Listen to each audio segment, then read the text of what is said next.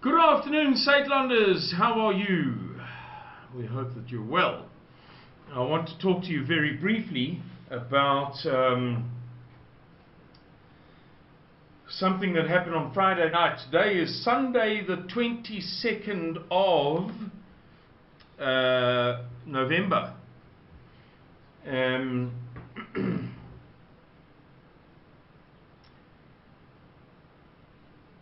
Moody's and Fitch, the ratings agencies. There are three major ratings agencies that rate, as an advisory service, if you like, the value of debt. And other things too. But they are renowned for providing advice on whether, for instance, a country's debt is safe for investment. Moody's, Fitch, and Standard & Poor. Moody's, Fitch, and Standard & Poor.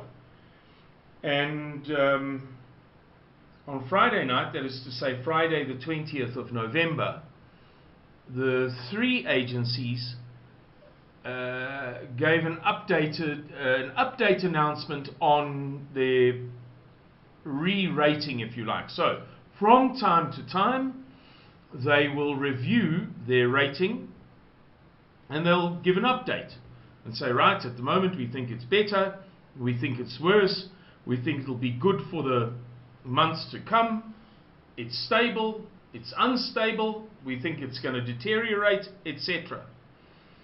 And on Friday night, two of those agencies, I'm looking at my phone here, I'm glancing at it, I hope you don't mind. Two of the agencies, that is to say Moody's and Fitch, downgraded South Africa's sovereign debt further, or South Africa's sovereign credit. So what do we mean by that? We mean, is South Africa a good candidate for taking on debt? Is South Africa a good candidate for issuing bonds, which is how governments raise money, or more correctly, how states raise money?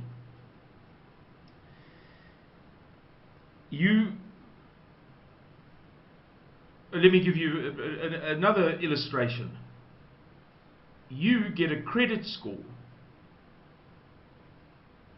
and you're assessed accordingly when you want to buy a car or a house, or to get credit at Game or Edgar's or wherever you like. This is for sovereign purposes. A sovereign is a country. There are other sovereigns. The Queen of England is the sovereign.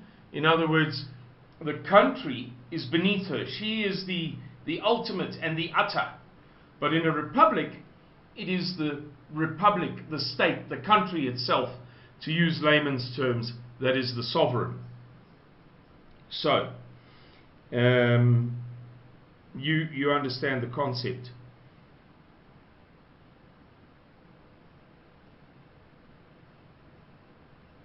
On Friday, Moody's and Fitch downgraded South Africa to the third tier beneath junk, or the third tier of junk. So, you have all of the positive investment grades, and let's say you're applying for a house, you are Mrs. van der Merwe, they say, Mr. and Mrs. van der Merwe have got an excellent credit score, 10 out of 10, 9 out of 10, 8 out of 10, and so on, all the way down to 1 out of 10. Beneath that, -1, -2, -3. And as many of you will know, it's they use terms like BB, BB-, AAA, A3, and so on. I don't know all of the terms. Certainly not very well. The thing here is that they've downgraded South Africa's sovereign credit rating our credit worthiness, whether it is a good idea to buy South Africa's bonds and for South Africa to owe an investor money. Are they going to get their money back? And they've downgraded South Africa to the 3rd tier beneath investment grade, beneath a good credit score. -1, -2, -3. I believe that it's called BB-. BB- is the term that they use, but it's immaterial to people like you and me, I think. What is material is to recognize that the global arbiters, the judges, the umpires, the referees of South Africa's state of affairs are saying that not only are we now junk or in junk status, or not only is our sovereign credit not worthy of investment or not a good investment, but in fact we are in the 3rd tier down, deteriorating all of the time. And there's not much more to say than that. To keep you informed that there is a trend in the South African state that is cause for concern for you and me. For hysteria? No. For panic? No. For concern? Yes. For alarm? No. For prudent preparation? Yes. For long-term wise moves? Yes. The day before yesterday, I was chatting by WhatsApp with one of the members of a family of Saitlanders in Pierrot Leroux's area, Pierrot Leroux of West Rand, in his area. And we were discussing the South African Social Security Agency, SASSA, grants. And we were discussing South Africa's state of affairs, financial state of affairs. And I told him something which I have mentioned in other videos, which you, dear viewer, may or may not have seen. But about 8 weeks ago, give or take, Mike Schuessler, the economist, conducted an interview with either ENCA or EWN, in which he described how there's a shortfall in the South African state, its money, of about 2 billion rand a day, totaling about 52 billion rand a month. So it's a little bit less than 2 billion rand a day. Added up over a month, it comes to 52 billion rand, not quite 60. Right. And he described how the government is unable to fund that shortfall. It's unable to borrow to cover it, which is forcing the government to borrow from Peter to pay Paul, so to speak.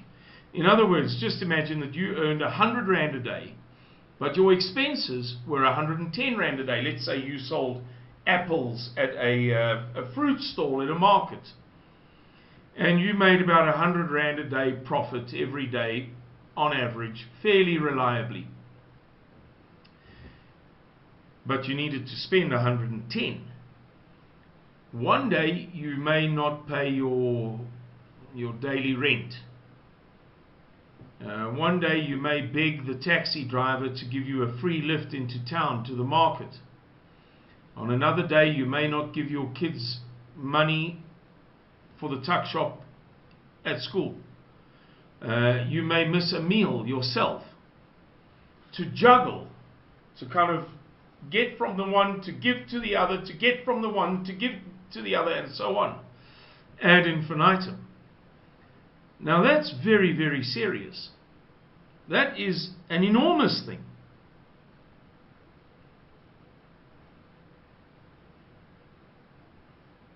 Our country is short of I almost said 50 plus billion rand every month.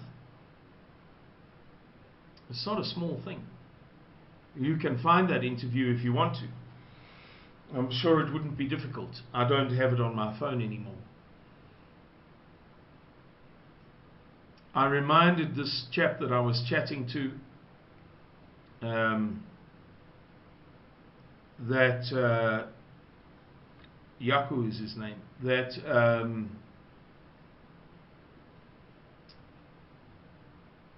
the presidential, I can't remember the exact title, I'd have to look it up. It doesn't really matter. The Presidential Special Economic Advisory Committee, something like that, reported to President Ramaphosa, I would say about 3 weeks after that that interview with Mike Schuessler, give or take, I don't know, 5 weeks ago, that a time is coming in which South Africa is not going to be able to meet all of its obligations, and which is apparently happening already. You're not meeting all of your obligations if your obligations are 110 rand a day and you're only spending 100. But they were making the point that there's a time coming where the juggling is not going to cut the mustard anymore. The juggling, the borrowing from Peter to pay Paul, is not going to be good enough. And that there's going to have to be a sort of overt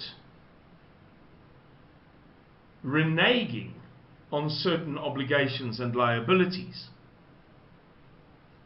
It was reported, if I'm not mistaken, in either Business Tech, which is a pretty good news source, or Business Insider. In any case, I read it to Mr. Miller.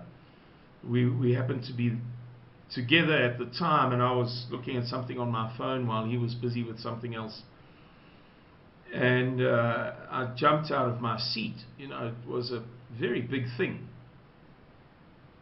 It is a very big thing. So these guys said, apparently, so there was a leak, right? So it gets into the newspaper, gets onto the website, gets into the public domain, and apparently this Presidential Special Economic Advisory Committee, whatever you call it, told the president the previous day in a report, right, the time is coming when you're going to have to overtly renege. You're not going to be able to juggle anymore and hope that nobody notices. That when that time comes, that time that is apparently fast approaching, he should renege or default on, default is the correct term, default on international loan obligations rather than upon internal liabilities, such as pension payments, such as social grant payments, such as monthly education budget, whatever the case may be. So there you go, guys. We've been going for 14 and a half minutes already. I think I've said enough for now. Let it suffice to complete this video by saying that it is now clearly time, not for hysteria, panic, and neurosis, but indeed for wise precautions, prepare yourself for a day which apparently lies ahead of us, not according to Suidlanders, not according to me, but according to the boffins, in which the country is going to be in a lot of financial trouble. And you don't need me to tell you the implications of that. If South Africa defaults on international or foreign loans, defaults upon debt repayments, and if there is a consequence in, for example, the value of the rand, the exchange rate, or, for example, the inflation rate, or, for example, whether or not social grant recipients are receiving money to feed their HIV positive children, an already fragile state, an already frail state, that is to say, on the verge of buckling under its own weight, buckling under the normal course of events, is then liable.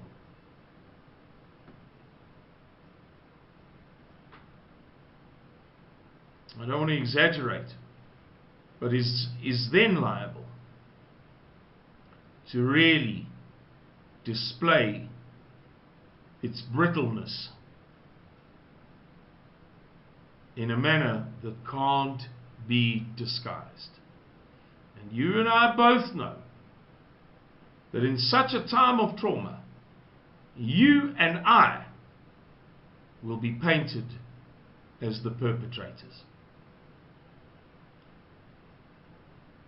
That's the reality, not because I say so, but because for 30 years, up to and including now, every revolutionary force in South Africa has said so. Enough's enough. Thank you very much, everybody. Thank you for watching. God bless and keep you and yours in the times that lie ahead of us. Bye-bye.